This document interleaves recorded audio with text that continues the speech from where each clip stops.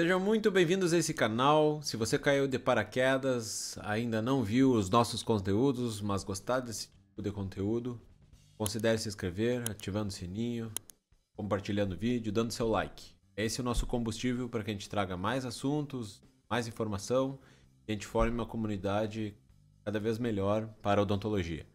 Então, aqui nós iremos falar de odontologia, laboratório de prótese e tudo que gira na área. O assunto de hoje é sobre anatomia dental e esse já é um assunto que eu queria trazer faz muito tempo. Eu só queria montar pelo menos alguns slides, algumas nomenclaturas, e é muita informação. Então, de antemão, aqui do Dentista Cadista, depois da vinheta.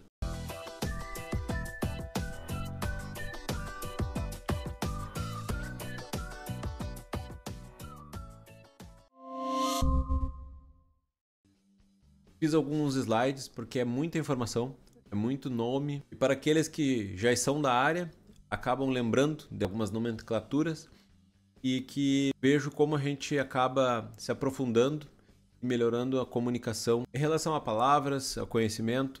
Quando a gente precisa se aprofundar, obviamente essas coisas acabam se tornando mais complexas. Então, para começar, né, eu já separei aqui de início que a gente vai precisar saber sobre a literatura. Então, dentro da literatura, a gente tem alguns nomes que vão ser, obviamente, sempre lembrados. Tá falando da anatomia humana. O Néter, para mim, é o melhor, mais bonito desenhos que nós podemos estudar anatomia. Em segundo lugar, mas não menos importante, Tobota. Para aqueles estudantes de odontologia, sabem que eu estou falando.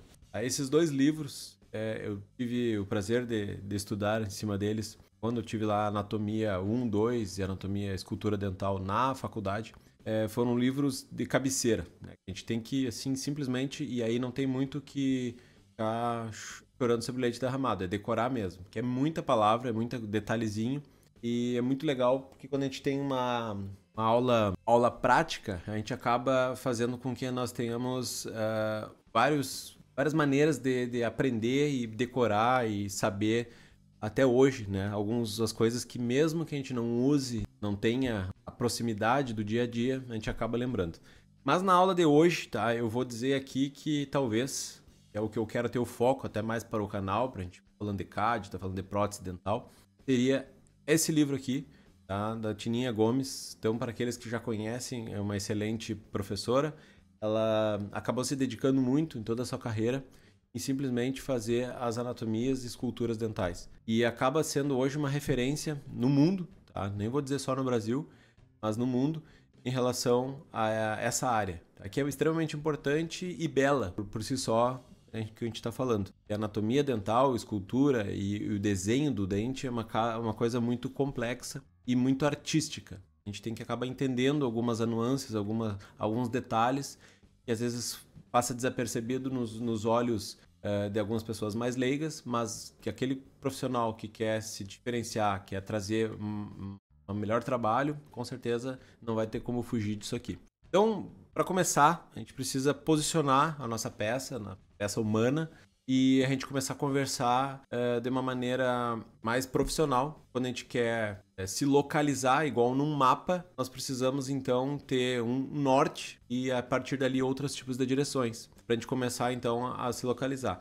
Essa aqui, tá, é a nossa maneira, tá, que a gente acaba tendo como uma convenção. E a convenção, então, certa, quando a gente está falando de posição anatômica padrão, nosso boneco, né, nosso corpo humano, está de frente, com as palmas das mãos viradas para a frente e os pés levemente inclinados para o lado, mas também para a frente. Assim como se nós fôssemos olhar uma vista lateral, como está aqui na peça. Eu não vou ficar lendo aqui os nomes, tá? Porque vocês podem parar o vídeo, estudar e ter uma noção justamente que nós estamos falando. Eu vou dar uma sequência aqui porque interessante que o YouTube entenda que isso aqui é um conteúdo relevante, rápido, e que a gente possa ter bastante pausas, volta, e isso aí faz relevância em relação ao vídeo. Não menos importante, quando a gente está falando no estudo anatomia, a gente faz como se fosse uma fatia. Como se fosse pegar um pão, cortar e olhar dentro do pão. Então é como aqui é feito no corpo humano. Então a gente precisa saber que planos que a gente está estudando aquela peça. Então, a partir da posição anatômica padrão, vai ser feito esses cortes. Não é com os braços abertos dessa forma. Mas aqui ele só está exemplificando, por exemplo, o plano coronal vai ser cortado a peça nesse sentido, o plano sagital nesse sentido e o transversal nesse outro sentido do eixo Z. Mas o nosso foco aqui seria a nossa cabeça e pescoço, né? O estudo da odontologia seja mais focado nessa área, obviamente. E aí, indo mais a foco ainda, quando a gente está falando do crânio, né? Nosso cabeça e pescoço, a gente vai para nossas arcadas dentárias, que é o foco do vídeo de hoje. Mas notem que a arcada dentária ela se comporta diferente das outras áreas do corpo, assim como nas mãos e nos pés. Tem extremidades e extremidades também são estudados de uma maneira diferente. Mas aqui a gente tem algumas nomenclaturas, que também vocês podem pausar, e que é importante quando a gente está falando de algumas áreas, principalmente de cirurgia, para a gente conversar na hora de um planejamento, é saber de algumas desses tipos de estruturas e nomes. Mas notem, é isso que eu queria falar, que a arcada se comporta de uma maneira diferente, e ela é um arco, como o próprio nome diz. E a partir disso, a gente não consegue ter aquelas nomenclaturas que a gente usa para o corpo humano, como distal, lateral, proximal, né? Até alguns nomes a gente acaba aproveitando, mas outros não. Então, quando nós estamos falando, por exemplo, na mesial dos dentes 11 e 21, para falar a mesma coisa, a gente não pode falar na lateral ou mais medial ao dente 17, porque ele não estaria medial. A medial do dente 17 seria, então, a vestibular, que a gente vai ver mais adiante. Então, quando a gente está falando de um dente propriamente dito, precisou-se começar a ter algumas nomenclaturas, algumas maneiras de a gente se localizar e fazer com que a gente está falando de uma região, seja essa mesma região para todos os dentes. Então, quando nós estamos falando atrás do dente, quer falar na medial do dente, está falando da mesial do dente. É diferente. Não é a medial que a gente está falando quando a gente está falando do corpo em outras regiões. Quando a gente está falando no topo, na parte coronal do dente, a gente fala da oclusal e para os dentes anteriores, a gente fala incisal. Assim como a gente quer falar atrás do dente, quando a gente quer falar para a parte mais do fundo, organizado dentro do corpo humano, a gente fala distal. Vestibular, se é aquela parte que é de fora, aquilo que quando a gente vê num sorriso, a gente está vendo a vestibular dos dentes. E a lingual, que aqui no slide não caberia, né? A parte que é de trás dos dentes. Então, a parte que, de um arco, nós estamos olhando a parte onde que a língua consegue encostar. E quando a gente está falando lá na ponta da raiz, né, a gente fala a região apical do dente. Então, quando a gente quer se referir, por exemplo, a um implante que está indo para a região mais apical daquela prótese, então a gente fala apical. Quando a gente fala, temos que ajustar a região incisal daquela prótese. Então a gente está se referindo à parte onde o dente encosta, onde morde. Então é por isso que é importante uma nomenclatura correta, quando a gente quer se comunicar de uma maneira profissional, a gente saber desses detalhes, desses nomes. Não muito diferente, quando nós estamos falando da nomenclatura dos dentes, cada dente tem um nome. E para se organizar, a FDI montou esse formato de a gente se localizar ou por números, né, no caso, ou o tipo de dente. Então a gente começando pelo FDI, e aqui no Brasil a gente não usa nessa nomenclatura, eu vou mostrar aqui a gente usa, mas a gente pode começar como os terceiros molares, segundos molares, primeiros molares, segundos pré-molares, né? Primeiro molar, o canino, o dentinho que a gente brinca no Halloween lá, que os vampiros têm o canino mais comprido, o lateral e os centrais. Então os incisivos centrais e os incisivos laterais são aqueles dentes que a gente mais busca quando é estética, fazer as facetas, estudar a anatomia desses dentes para a gente conseguir um resultado que todo mundo busca. Todo mundo dá muita importância para os dentes da frente, de canino. Até quando eu vejo pacientes que se despreocupam com os dentes lá posteriores, né? Então a gente acaba tentando educar aquele paciente que o molar também é importante, o pré-molar também é importante, mas geralmente o paciente acaba tendo uma preocupação maior ainda com os dentes da frente por questões estéticas. E assim por diante, a gente poderia, nesse modelo da FDI, numerar os dentes como 1, 2, 3 e até os 32 dentes, como a gente tem 32 dentes em boca, se nós tivermos todos os 4 sisos, que são os terceiros molares. Mas essa nomenclatura não é o que a gente usa. Então, odontograma que nós usamos no Brasil e na Europa e assim praticamente no mundo, só os Estados Unidos que tem aquela outra nomenclatura. O nosso odontograma, que é isso, é como chamado essa organização para a gente localizar nos dentes daquele paciente, a gente tem um odontograma. E aí a gente separou os dentes, que eu acho uma forma muito mais inteligente, é fazer, tem o quadrante 1, 2, 3 e 4. Sendo que o quadrante 1 começa pela direita, não como a gente está vendo aqui no plano cartesiano convencional, onde que a nossa direita é o plano positivo, né? E o esquerdo seria o plano negativo. E abaixo, né, do eixo X, a gente teria os planos negativos também. Aqui é mais ou menos para organizar. Então, nesse sistema, o nosso odontograma, a gente faz com que a gente chame os dentes incisivos centrais do lado direito o 11 e a partir dali conta-se o 12, o 13, o 14, o 15 até o 18. Até o siso do lado direito superior seria o 18. E assim por diante, né? Onde for para o lado esquerdo, a gente vai pelo 21, 22, 23, 24, onde que o canino, por exemplo, do lado esquerdo superior é o 23. E assim por diante como o arco inferior. Então o arco inferior seria do lado direito 41. Isso acostuma.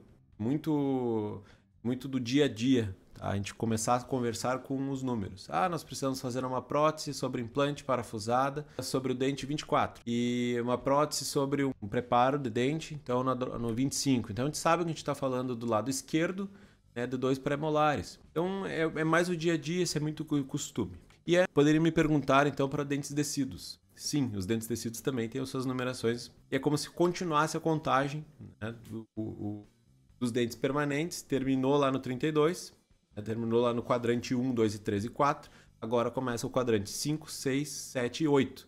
E as contagens, para aqueles que não sabem, os dentes descidos, tá? A gente tem até o segundos molares, a gente não tem pré-molares na dentição decídua. A criança ela tem o primeiro e segundo molar descido, onde que vão ser substituídos depois na dentição adulta, que é a dentição permanente, pelos pré-molares.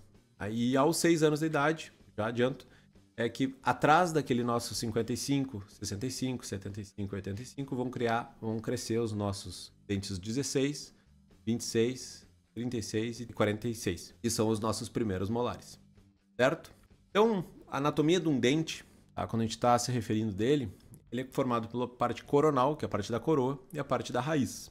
Então, onde geralmente a prótese que nós vamos trabalhar é na parte da coroa, onde que a gente consegue enxergar, o resto está abaixo da linha gengival, que a gente chama isso aí, então, de coroa clínica. Tudo que a gente enxerga acima da gengiva é a parte de coroa clínica. Tudo aquilo ali que a gente vai trabalhar. Nota que é muito rápido mesmo. Se você quiser voltar no vídeo, acelerar, eu sempre dou essa dica, porque o YouTube tem essa ferramenta ali embaixo, essa engrenagemzinha que tu pode desacelerar o vídeo, botar em 0,75 ou se já sabe, bote o vídeo em 1.2, 1.5, que a gente acaba às vezes melhorando a performance do seu entendimento, né, fique na sua velocidade. Se já esqueceu de dar o joinha, dê o seu joinha, dá trabalho de fazer os vídeos e a métrica do YouTube, interessante que a gente consiga fazer, que ele entenda que isso aqui é relevante. Então a parte mais importante é compartilhar, é assistir o vídeo, pausar, reassistir, dar o seu like, tá? Que isso é extremamente importante para nós e não custa nada para você.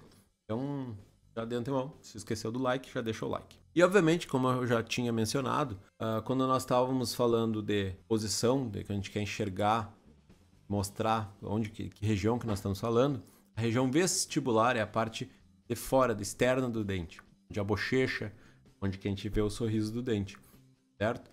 A gente não usa muito eu pelo menos não tenho o costume, tá? Vestibular também é labial. Os dentes anteriores também são vestibular. Mas aqui, pelo esquema, não está errado falar a porção labial. A questão toda é que vestibular é para todos, então acaba sendo o uso corriqueiro vestibular e lingual, ou palatina. Tá? Quando a gente está falando de dentes superiores, a gente pode usar a região palatina. Como eu havia falado, a parte onde a gente morde, encosta no dente, a parte que tem a maior parte da anatomia dental, está nas oclusais ou incisais. E as laterais dos dentes a gente chama de proximais, sendo que a mesial é a que vai para o centro e a distal é a que se afasta e vai para a lateral, ou mais para distante de posterior, certo? Quando vai indo para o arco, está indo mais para posterior e não para lateral, né? Já havia falado. Dando sequência, e aqui eu achei esse perfil no Instagram, então já estou fazendo aqui um jabá, né? Fazendo uma propaganda. Achei muito legal esse síntese odonto. E eu peguei alguns slides dele que achei bem interessante, bem didático. E eu acho que faz jus aqui a gente fazer a propaganda de quem fez um esforço, fez um perfil bacana. Então notem que quando a gente está falando de estudo da anatomia dental, tem uns nomes muito importantes. Principalmente quando a gente está no laboratório e a gente tem que comunicar para o nosso protesista, nosso ceramista, ou até o mesmo cadista, que é o que a gente está fazendo aqui, é como a gente vai se comunicar a região que a gente tem que melhorar ou tem que prestar mais atenção.